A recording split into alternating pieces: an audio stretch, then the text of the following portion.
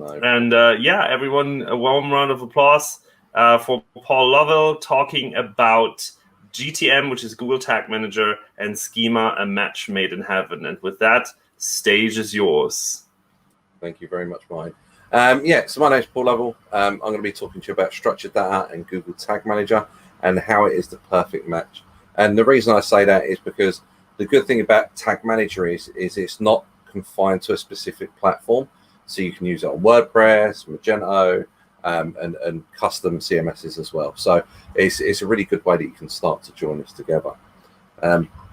In this, when I get the slide right, yeah. In this presentation, I'm just going to be looking at product schema specifically, so that you can understand it from just one point of view without getting too complicated. So, as we know, if you go to the Google Developers Guidelines, it lets us know that there's only 3 types of structured data. That are 3 elements, should I say, that are required, which is name, image, review, aggregate review, or offer. Just 3 of those. 2 of them are definite requirements, which is name and image, and the other one could be a variation of any of the other 3. So why would we want to do that? And that's because we want to see a SERP feature like this. So essentially what we're able to do is we're able to send a signal through structured data that these are the reviews. So you can see here that John Lewis in the UK, they've got 4.7 review rating from 1.4K reviews. They're also sending their price information through, which is £449 sterling, and that it's in stock. Now, what this does to a user, it actually installs trust, because they can see all of this information before they've even decided if they want to click through to your website. So it's a really important metric that can help really increase your CTR, as we would call it. But there's other elements that you can add as well. So, I mean, realistically, you want to be looking at name, description, offer, which is your price, which can be a number of offers in there, review or aggregate review. Either of those would be fine. Obviously, getting your brand information in there as well to send that signal through, and the availability. But if you head over to schema.org, which I'm sure quite a few of you are quite familiar with, there's actually 48 different types of structured data that you can have within product. And some of them have then got nested more structured data in it. For example, here you can see brand, and it's actually got organization in there. So you can actually see that you've then got a whole additional set of structured data that you can nest within product itself. So for example, if you were selling a Samsung TV, with the brand would be Samsung. So you could actually put Samsung's organizational information in there to send much richer and much deeper information about the product and about your page in much more depth. So how to scale structured data in Google Tag Manager. And this is what I like to do. I mean, most sites are based around a template. So you've got to look at it from that perspective. The fact that you could have 7 templates, but you could have 500,000 pages. So you can see very easily how you're able to put this together. Now, obviously, Google has wrote about placing schema via GTM and how to use dynamic variables as well. If you head over to the link here, the developer.googles.com, generate structured data with JavaScript, you can see here they're actually using dynamic values here for name, recipe image, and recipe author. So there's a lot of documentation over there. The way that this is coded here, you'd be able to test it within the rich results testing tool, which is going to be Google's only supported one, unfortunately, soon at some point in the future.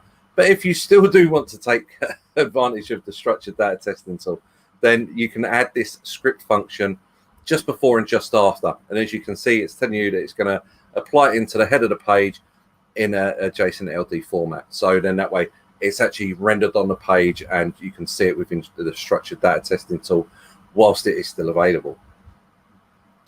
So let's get into some of the code. Now you can see on the left-hand side, I've literally took this code straight from the developer's guideline and I've tweaked it slightly to show you what it would look like if you were pulling in dynamic variables from the page itself. Now, obviously, yes, you can use CSS selectors. You can also use IDs as well. This is where it gets a little bit complicated and things can break because, for example, you can see the product title there. I've set it up as an example of an H1 tag that's being pulled with a CSS selector. Now, that's fine if no one's going to go and change the design on the page, but if someone changes the design of that product title to say a H2, then it's going to break, because effectively you're going to have no title there if there isn't another H1 on the page. Or if the H1 is not relevant, then you're going to be sending irrelevant information into your structured data. The other thing that you can do as well is you can actually pull, as you can see from the second variable, information from the head of the page. You can see there, I've just done an example of the product description as being pulled from the meta description of the page.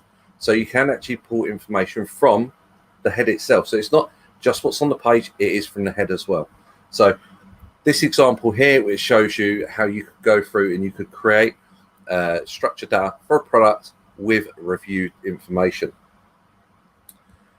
Now, whilst the tool is still around, this is what it would look like. It would look something like this when you go over to a structured data testing tool. It will show you if there's any errors, warnings, and if you click the preview tab, it will take you through to a small preview of what your page could look like with those features applied to it. And yeah, so when we get into the finer parts of it here, you can see here there's a couple of tools that I like to use for testing structured data. The first one is an Seo Info, and that's a Chrome extension. This one's particularly good because whilst you're working in GTM before you publish your container, what you can actually do is you can set it to preview mode. And with this plugin, it will actually show you what the structured data would look like rendered on the page. So you can actually fully test it without needing to take that code and put it in a structured data testing tool. You can actually test it in the browser whilst you're in preview mode. The other one I like is the structured data testing tool. That one there, you can click a button and it sends it straight to structured data testing tool as it is at the moment. Other than that, it does show you in a very detailed breakdown of what it would look like.